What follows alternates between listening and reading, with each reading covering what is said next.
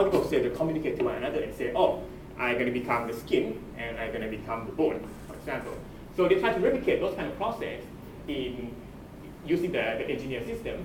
For example, the example to show you here, you have a population of cells, just a bacteria, some that get some, that express something in the dark condition, and the cell that can express something in the light condition. And they communicate with one another so that only the cell on the edge can do something. In this case, it produces some dark color here, for example, instead of cell-cell communication. Now you dig down to the next level, in the part level, right? All of those devices, they are built using promoter, genes, RBS, all those kind of stuff, right?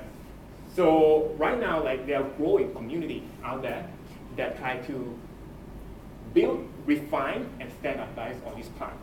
So let me give you an example. So this is like the registry of standard parts at MIT. So what they do here is that this is like the open source website, right?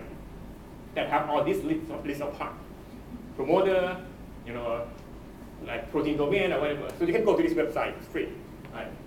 So for example, if you want a promoter that do something, you can say, oh, you know, I want this promoter. So I click in, they have different options of this kind of promoter that people have deposit into the bank. And you can dig deep down to it, say, oh, this is all the list of promoters that they have, right? And you can select the one you interest, right? And you have all those information, and you can try to get this part from the bank. The idea of the registry is that they try to give out this thing as open source. I will talk about this in the next few slides, but basically it's a growing community of these collections of promoter, RBS, and all those kind of stuff that is freely available to use.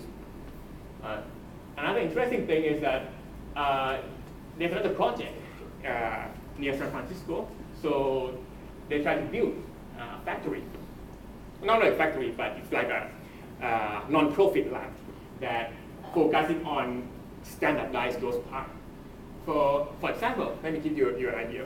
When you put different parts together, right? When you try to put promoter, RBS, like genes, or whatever together, sometimes they don't work together because biology is so complex, right? For example, I want to put a promoter here, I have some gene here, I have the ribosomal binding site here, right? Sometimes you get some problems. Right?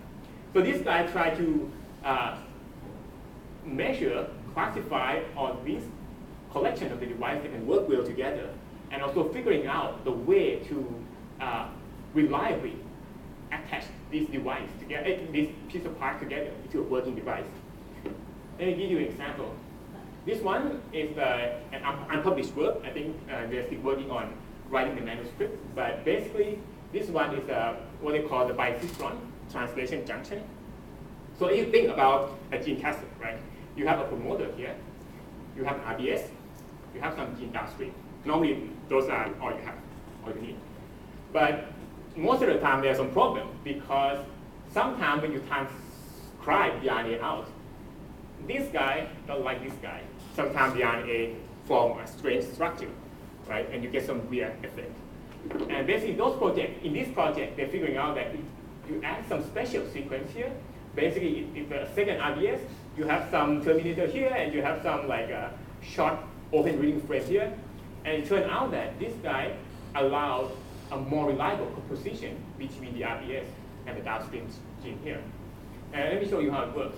So basically, if you have a collection of RBS, right, and you try it on different genes. So this one is IFP gene, this one is GFP gene. Right? So ideally, what you want to have is that the RBS that is strong for the GFP, it should be the one that is strong for the IFP too, right? If all the composition is easy. But it turned out that naturally, if you just attach those kind of things together, you see the distribution is kind of all over the place, right? For some, RBS is good for IFP, but not good for GFP, such and such. But once they add this bicystron junction between the RBS and the downstream gene, then you get something really clean here, right? So the strong RBS for the IFP is also a strong RBS for GFP. So these are the kind of things that they try to build up so that in the future we can compose different parts together into a device more easily. And they also try to make this data, freely available online. So basically, these are the collection of promoter and like RBS that they have characterized and show that they are working pretty well together. All right. Now you move on to the next level, the DNA level, right? So know that the cost of gene synthesis and sequencing keep decreasing geometrically, right? It's getting cheaper and cheaper to make DNA. So these are basically one of the most important driving force for synthetic biology because you get a cheaper DNA very easily. And on the top of that, there are also a few technologies that have been developed recently to put the piece of DNA into a very big piece of DNA so that when you try to build a complex device that need a long piece of DNA, you can do it. For example, this one is probably one of the first idea of composing pieces of DNA together. So this is called BioGrid. So if you remember the basic molecular biology, right? When you try to put one gene from one piece of plasmid to the other plasmid, you cut and paste using a restriction enzyme, right? So, but basically, these are the standard set of restriction enzyme that is allow you to cut this piece of promoter, for example, and attach to another gene.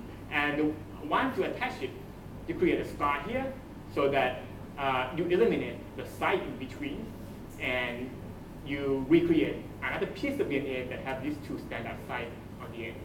So if imagine that you want to build a big piece of DNA, right? You have the promoter, you have the genes, you have the terminator, right? The way it works is that you cut this piece, you attach them together using this set of restriction enzyme, and then once it works well, once it attached together, then you are allowed to use the same set of enzyme again because this site no longer works, right? We can talk about more detail later after the talk, right? And another new technology that just came up over the past few years, this one is Gibson assembly. If you recall, over the past year, there was a big news that somebody recreated life, build the whole genome, right? This is basically the technology that they use. It's actually very simple, and the protocol is actually freely available online. So it allows you to put multiple pieces of DNA together at once. So I think like the things that some of my colleagues in the lab have been trying in the past, for example, they can put like at least like 5 to 10 or even 20 pieces of DNA all at once into a big plasmid. Instead of just cutting and paste step by step. Now you can put all the small pieces together at once. Now, okay, at the top level, for example, you also have the chassis engineering. So why do we want to engineer a chassis? So we want this device to operate in the environment that's easy to control. Right? You think about E. coli, you think about yeast. Those are things that we understand the most, but still there are still a lot of mystery. Right? The big news last year was like, this is from the Craig Venter Institute. Right? They claim that they have recreated life, and there's a big news not just in scientific literature, but also like for the general public. And those are just one idea that because you can create a big piece of DNA, then you can try to rebuild the whole genome, rebuild the new organism that is easier to use, easy to understand. But those are just one technology. Those are this guy, the full synthesis of the genes, right? But there are also other technologies that allow you to adapt and modify the chassis, right? Let me give you a few examples of that. So you think about the genome. Let's say a virus genome. Right? It's not a clean piece of DNA. You have a bunch of genes. Some of them are overlapped. And those cause a lot of problems, especially for the system biologists, right? When we work on something in silico, right? You can tune any genes up and down as you want, and you can ask, what can happen if I increase the expression of this gene 10 times and decrease that one 5 times, for example, right? But when you try to test that in the real system, it's difficult because all these genes, they're all over the place and they overlap to one another. So you don't have a capability to tune individual genes, right? And also you also have like all the strange pieces of DNA that you don't know what they do. Some of the things that it could be the parasite that integrated into the genome a long time ago. You don't want that. You want to eliminate that. So one of the work that people in my lab did a couple of years ago was to refactor the genome. So basically figuring out the way to remove all this overlap, right? And also put the good restriction inside site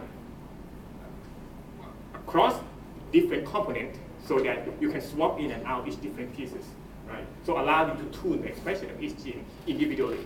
And this is going to be friendly to system biologists because now you can tune individual genes the way that you tune it in the model, right? And right now there's one other project going on in the lab that we're working right now on refactoring, but for the different virus. And also last year there was another project I think it's at Johns Hopkins. They tried to refactor one of the chromosome of yeast, for example. The same idea. So basically you remove the piece of DNA that you don't understand, try to put all the regulatory site on each piece of pieces of gene so that you can tune it up and down easily. Right? Another kind of project is this kind of thing. So this is a project from Harvard, and it's called MAGE. So basically, this one is similar to genetic evolution. You think about genetic evolution of protein, right?